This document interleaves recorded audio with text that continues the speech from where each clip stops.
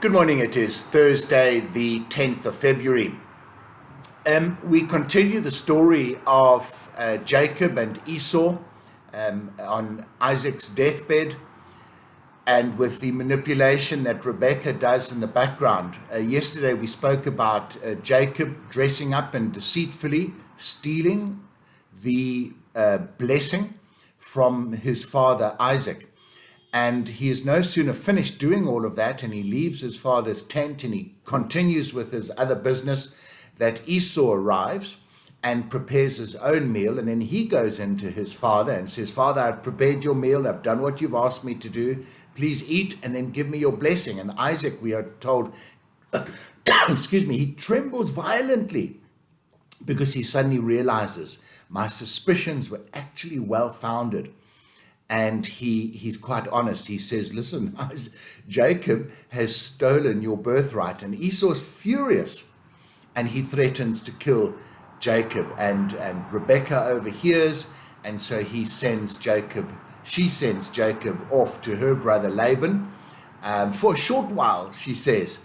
Turns out that it's about 20 years in total that Jacob is going to be away.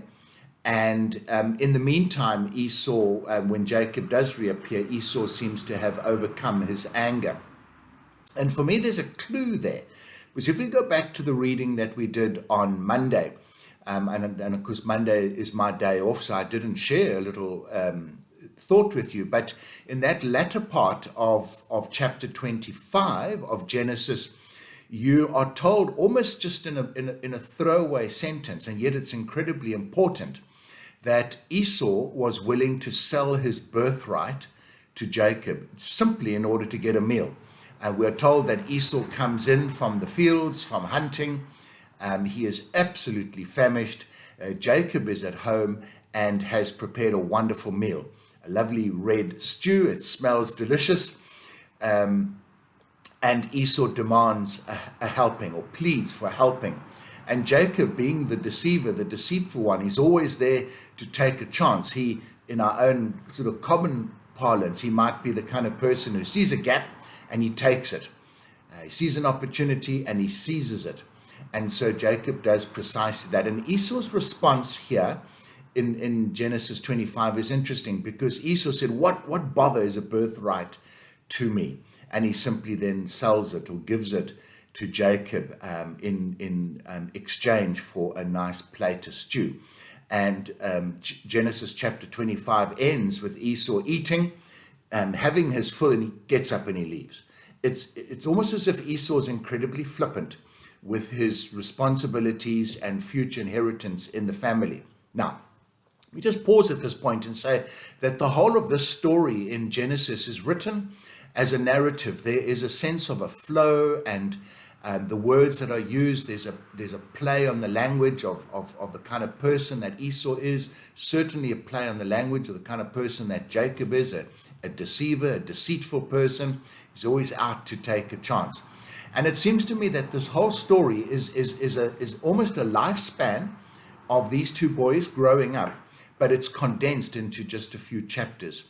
So it's almost as if the narrator, well, in a sense, it's probably a story, an oral story that's come down through the ages, and then the author has penned that story. And either because that's how the author wanted it, or that's how the oral stories gave it, the story was always told with the end in sight. So it's the end that's important, and the whole story leading up to the end is designed in such a way not to fabricate anything, but to leave out what is considered unnecessary and superfluous to the story. And so that's why there's a sense in which Jacob's deceitfulness and Esau's very flippant, laissez-faire style comes across so powerfully. There's probably a lot more of the dynamic happening in the story than perhaps we realize, except that it serves God's purpose. God had promised Rebekah that the second of her twins would be the ruler over the first. And so the story seeks to show how that came about. It doesn't hide the fact that Jacob was wrong, Rebekah was manipulative. It doesn't hide the fact, you see this again in Genesis chapter 25, that Isaac loved Esau, That was his favorite kid. And Rebecca loved Jacob. That was her favorite kid. And we said yesterday that having favorites causes tension. And here we see it. The one, Esau, threatening to murder the other, Jacob, his very own brother. Hints back, right back to the beginning of Genesis, where Cain kills Abel. Don't have favorites in your family. But remember that God's purpose will work through the faults and the foibles of ourselves as human beings. Not because God condones the faults and foibles, but because, in a sense, every one of us, at some point or the other, has done something terrible. And yet here we are, Christians called by God, ministering, not because we're perfect, but because of God's grace. So don't sin purposefully.